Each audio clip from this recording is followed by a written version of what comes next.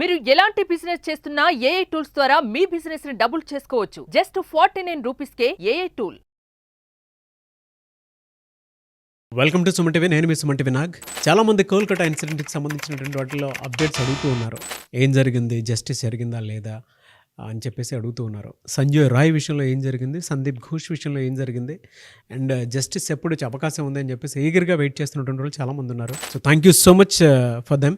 మీరు చూడటం వల్లే ఈ ఇన్సిడెంట్కి సంబంధించినటువంటి వాటిల్లో జస్టిస్ ఇంకా బ్రతికే ఉంది అని చెప్పడంలో ఏమాత్రం సందేహం లేదు. Thank you so much. Special thanks to high court advocate Ravindranath garu. ఇప్పటికి కూడా ఆ డేటా అంతా కూడా ఒక చోట పెట్టుకునే ఉన్నారు. ఎందుకు అని అంటే జస్టిస్ డెఫినెట్గా జరుగుతుంది, సిస్టమ్ మీద నాకు నమ్మకం ఉందని చెప్పి so special thanks to him once again. Coming to subject. Hello Ravindranath garu. Hi అండి నాగరాజ్ గారు. సార్, ఓవరాల్ ఇన్సిడెంట్లో కనుక మనం చూస్తే ఇప్పటి వరకు ఉన్నటువంటి అప్డేట్స్ ఏంటి సార్? అసలు Kolkata RG Kar medical college issue సంబంధించి ఇంటరాగేషన్స్ అయితే అవుతున్నాయండి నాగరాజ్ గారు. ప్రత్యేకంగా సంజయ్ రాయ్ని కూడా తీసుకువెళ్ళి సెల్డా హైకోర్టులో ఆయన ప్రవేశపెట్టడం జరిగింది. ఆయన్ని క్లోజ్డ్ సర్క్యూట్లో ఇంటరాగేషన్ చేస్తున్నారు. అయితే మనకి రీసెంట్గా వచ్చిన అప్డేట్ ఏంటంటే సిబిఐ వాళ్ళు, ఇక్కడ విశేషం ఏంటంటే సిబిఐ వాళ్ళు ఛార్జ్షీట్ ఫైల్ చేశారు. ఛార్జ్షీట్ ఎప్పుడు ఫైల్ చేశారంటే సరిగ్గా మన December 2nd ఫైల్ చేశారు. 87 days కంప్లీట్ అయింది. 87 days 90 days వరకు ఛార్జ్షీట్ ఫైల్ చేయకపోతే డెఫినెట్గా బెయిల్ ఇవ్వాల్సిన అవకాశం వస్తుందని చెప్పి ఉద్దేశంతో సిబిఐ వాళ్ళు 1000 పేజీల మొత్తం కంప్లీట్ ఒక ఛార్జ్షీట్ ఫైల్ చేసి సెల్డా హైకోర్టులో సబ్మిట్ చేశారు. దీనిలో 400 మంది సాక్ష్యాలను కూడా, అంటే ఇది కంప్లీట్గా ఆర్జికర్ మెడికల్ కాలేజీలో జరిగిన అభయకి సంబంధించి కాకుండా ఆర్థిక అవకతవకలకు సంబంధించి కంప్లీట్గా చేయడం జరిగింది ఈ సందీప్ ఘోష్ మీద ఉన్నటువంటి ఛార్జ్షీట్. దీనిలో ఫైల్ చేసినప్పుడు సిబిఐ వాళ్ళు కావాలని చేశారా లేకపోతే ఇది కాకతాళీయంగా జరిగిందా అనే విషయం మీద మనకు డౌట్స్ రేజ్ అయ్యే అవకాశం కూడా ఉంది. ఎందుకంటే సిబిఐ వాళ్ళు 1000 పేజీల ఛార్జ్షీట్ ఫైల్ చేసి సెల్డా హైకోర్టులో ప్రవేశపెట్టినప్పుడు ఇమ్మీడియట్గా అక్కడ కోర్టు ఒక సెల్డా హైకోర్టులో న్యాయమూర్తి గారు ఇమ్మీడియట్గా దాన్ని రిజెక్ట్ చేయడం జరిగింది. ఎందుకు రిజెక్ట్ చేశారంటే ఒక గవర్నమెంట్ ఉద్యోగిని ఖచ్చితంగా ఛార్జ్షీట్ ఫైల్ చేసేటప్పుడు కేవలం అతని యొక్క నేరారోపణ మీద ఉన్నటువంటి కేవలం ఆర్థిక అవకతవకలకు సంబంధించినటువంటి ఇంటరాగేషన్స్, ఆ ఛార్జ్షీట్, ఆయన తెలియ డేటా ఒక్కటే కాకుండా గవర్నమెంట్ నుంచి కూడా అనుమతి తీసుకోవాల్సినటువంటి అవసరం కూడా ఉంది. కానీ సిబిఐలో ఉన్నటువంటి వాళ్ళు, ఇది మనం క్వశ్చన్ చేస్తున్నాం యాక్చువల్గా, సిబిఐ వాళ్ళు ఏం చేశారంటే టోటల్గా ఓన్లీ ఆ క్యాండిడేట్ సంబంధించి ఏదైతే ఉందో అతను చేసినటువంటి ఆర్థిక అవకతవకలకు మాత్రమే తీసుకున్నారు తప్ప గవర్నమెంట్ నుంచి ఎటువంటి పర్మిషన్ తీసుకోకపోవడం వల్ల ఛార్జ్షీట్ అంది రిజెక్ట్ చేయడం జరిగింది. మరలా ఆదరాబాదరాగా తీసుకొని చేయడం కూడా జరిగింది. ఆయన మీద ఛార్జ్షీట్ గడిచిన 3 రోజుల నుంచి ఇదే హడావుడిలో ఉన్నారు అక్కడ సిబిఐ నుంచి చేసినటువంటి పోలీస్ ఆఫీసర్స్. ఎందుకు ఈ విషయం మనం మాట్లాడుకుంటాం అంటే మమతా బెనర్జీ గారు ఎంతగా కంట్రోలింగ్ చేస్తున్నారు అన్న విషయం మీద కంప్లీట్గా ఛార్జ్షీట్ అంది ఒక నిదర్శనంగా చెప్పుకోవచ్చు. టోటల్గా చెప్పాలంటే మాత్రం కేసుని చాలా వరకు డైల్యూట్ చేసేశారు. ఇప్పుడు నాకు ఈ ఇష్యూ అంతా నేను ఫాలో అవుతుండగా నాకు ఒక విషయం అర్థమైందండి నాగరాజ్ గారు. 2014లో ఒక ఇష్యూ జరిగింది. అది అస్సాంలోని డిబ్రూగఢ్లో కూడా సేమ్ ఇష్యూ. అక్కడ కూడా గవర్నమెంట్ కాలేజ్, అక్కడ కూడా సేమ్ ఒక సెక్యూరిటీ గార్డు అభయ లాంటి ఒక అమ్మాయి మీద, అక్కడ కూడా ఒక పీజీటీ స్టూడెంట్ మీద సేమ్ ఇదే ఇష్యూ జరిగింది. 9 సంవత్సరాలు పట్టిందండి అక్కడ జరిగిన ఇష్యూ మీద తీర్పు రావడానికి, ఫైనల్ జడ్జిమెంట్ రావడానికి. బహుశా మళ్ళీ అది రిపీట్ అవుతుందేమని ఎక్కడో నాకు లోపల ఒక చిన్న సంశయం మాత్రం డౌట్ వస్తూ ఉంది దీనికి సంబంధించి. అలా కాకూడదని కోరుకుందాం. అయితే ఈ ఇష్యూ గురించి మాట్లాడుకోగలిగితే సందీప్ ఘోష్ మీద 1000 పేజీల ఛార్జ్షీట్ ఫైల్ చేశారు. ఆయన మీద చేసిన సెక్షన్స్ కూడా మీకు వివరించే ప్రయత్నం చేస్తాను. ముఖ్యంగా ఆయన మీద చేసినటువంటి సెక్షన్స్ ఏంటంటే 409 చేశారు. అదేవిధంగా క్రిమినల్ కాన్స్పిరసీ 120B ఒకటి చేశారు.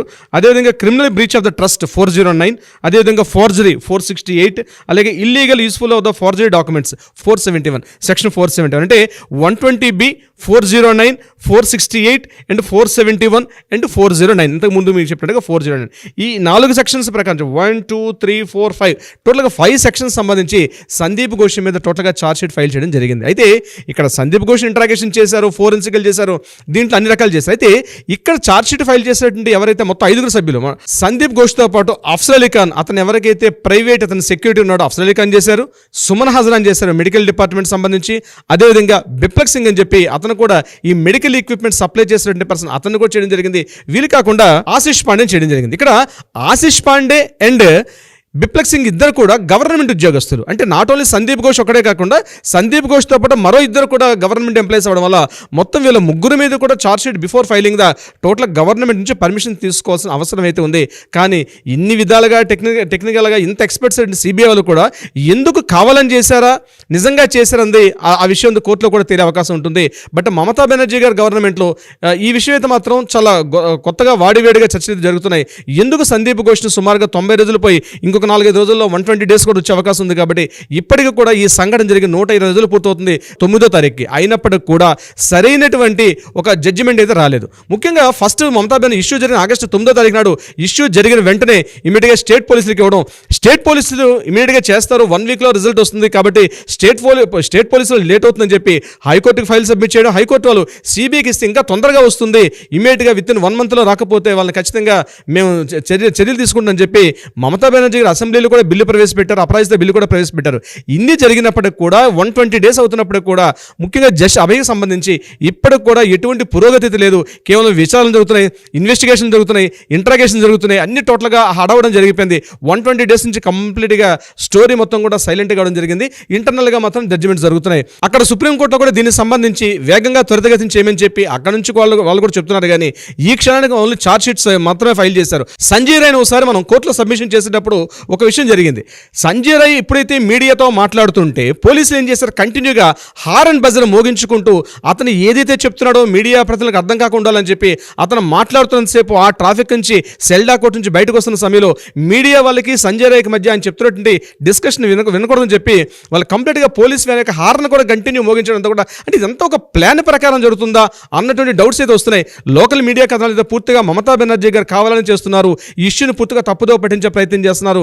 సంజయ్ రాయ్ని మాత్రం కేవలం ఒక పావుగా చూపించే ప్రయత్నం చేసి కేసు నిర్వీర్యం చేస్తున్నారు. ఎందుకంటే ఆర్థిక అవకతవకలకు సంబంధించి పూర్తిగా మమతా బెనర్జీ గారు కూడా ఇందులో కంప్లీట్గా ఉన్నారు. 1000 పేజీల ఈ ఛార్జ్ షీట్ ఫైల్ చేసేటప్పుడు కంప్లీట్గా స్టేట్ గవర్నమెంట్ ఇచ్చినటువంటి నిధులన్నీ కూడా మిస్లీడ్ అని చెప్తున్నారు తప్పించి అభయ కేసుకు సంబంధించి మాత్రం ఎటువంటి ఇన్ఫర్మేషన్ ఇచ్చే ప్రయత్నం లేకుండా మమతా బెనర్జీ గారు మొత్తం సిస్టమ్ను మొత్తం కంట్రోల్ చేస్తున్నారు. ఇది కాకుండా ఆర్జికర్ మెడికల్ కాలేజీలో జరిగిన అవకతవకలకు సంబంధించి కొంతమంది జూనియర్ డాక్టర్స్ ఏదైతే ఇంతకుముందు నిరసనలు ధర్నాలు చేశారో వాళ్ళలో ఉన్న వ్యక్తులకు కూడా మెయిన్ కీ పోస్టులు ఇచ్చి ఎవరైతే బాగా గొడవలు చేసి మమతా బెనర్జీ గవర్నమెంట్కి వ్యతిరేకంగా ఎవరైతే మాట్లాడారో వాళ్ళందరినీ పిలిచి బుజ్జగించే ప్రయత్నం చేసి వాళ్ళకి ఈరోజు ఆర్జికర్ మెడికల్ కాలేజీలో కూడా కీ పోస్ట్ ఇచ్చే ప్రయత్నం చేయడం కూడా కొంత డౌట్ ఏర్పాటు చేసే ప్రయత్నం కూడా కొంత జరుగుతుంది. నాగరాజు గారు ఏదేమైనప్పటికీ కూడా ఓవరాల్గా చెప్పాలంటే కలకత్తా ఇష్యూ ఉంది, మరొక అస్సాం కేసు విధంగా జరిగేటట్టుగా కనిపిస్తుంది. తీర్పు రావాలని కోరుకుంటున్నాం కానీ అప్డేట్ సెషన్లో ఇప్పటివరకు ఇవి మాత్రం ఉన్నాయి. నాగరాజు గారు ఫైనల్గా చెప్పాలంటే నాగరాజు గారు ఎవరైతే అభయకి సంబంధించిన పేరెంట్స్ ఉన్నారో మొన్న రీసెంట్గా సచివాలయం సమావేశాలు అవుతుంటే కూడా సమావేశాలు కూడా వెళ్ళారు. అక్కడ ఆ ప్రతిపక్ష నాయకుడు అతనితో కూడా మాట్లాడడం జరిగింది. బీజేపీ తొందరగా రావాలి, దీంట్లో కొంత చర్య తీసుకుంటే తప్ప తొందరగా జడ్జిమెంట్ రాదు. రాష్ట్రపతికి వినతి పత్రాలు సమర్పించారు, ప్రెసిడెంట్ దాకా వెళ్ళారు. అయినప్పటికీ కూడా వాళ్ళు పేరెంట్స్కి సరైనటువంటి సపోర్ట్ ఇవ్వట్లేదని చెప్పి తల్లిదండ్రులు మీడియా ముందు కూడా వచ్చి మాట్లాడడం జరుగుతుంది. దీనికి సంబంధించి ఫేస్బుక్లో వాళ్ళు ట్రూత్ అండ్ జస్టిస్, అదేవిధంగా voice for the RG Kar victim అని చెప్పి ఫేస్బుక్లో 2 అకౌంట్స్ ఓపెన్ చేశారు. సో నేను ఈ వీడియో ద్వారా మీకు చెప్పేది అంటే వాళ్ళు ఆ ఫేస్బుక్ అకౌంట్ ద్వారా అడుగుతుంది ఏంటంటే ప్రతి ఒక్కరు కూడా ఆర్జికర్ మెడికల్ కాలేజ్ సంబంధించి కొంత మద్దతు కోరమని చెప్పి ప్రపంచవ్యాప్తంగా రిక్వెస్ట్ చేస్తున్నారు. సో ఈ వీడియో ద్వారా ఎవరైనా సరే truth and justice voice for the RG Kar victim అన్నటువంటి వెబ్సైట్ అన్నటువంటి ఫేస్బుక్ అకౌంట్స్లోకి వెళ్ళి అక్కడ వాళ్ళ పేరెంట్స్ ఏర్పాటు చేసినటువంటి ఫేస్బుక్ అకౌంట్ ఇది. సో ప్రజలందరూ కూడా మద్దతు తెలిపే విధంగా వాళ్ళు కోరుకుంటున్నారు. కాబట్టి మనం ఈ వేదికలు ఎన్నో కొన్ని వీడియోస్ చేశాం. కాబట్టి ఖచ్చితంగా ఆ పేరెంట్స్ ముఖ్యంగా అభయకి న్యాయం జరగాలి అంటే ఖచ్చితంగా ఆ యొక్క అకౌంట్లోకి వెళ్ళి ఖచ్చితంగా ప్రతి ఒక్కరు కూడా జస్టిస్ ఫర్ అభయ్ అని చెప్పి, జస్టిస్ ఫర్ ఆర్జికర్ కేసు అని చెప్పి ప్రతి ఒక్కరు కూడా హ్యాష్ట్యాగ్ అడుగుతున్నారు. సో మద్దతు తెలుపుతారని కోరుకుందాం. నాగరాజు గారు డెఫినెట్గా సార్, అదేమైనా చాలా డిలే అవుతూ వస్తూ ఉంది, న్యాయం జరగాలని కోరుకోవాలి. We want justice, we demand justice. Anyways thank you so much Ravindranath garu. Thank you so much Nagaraju గారు.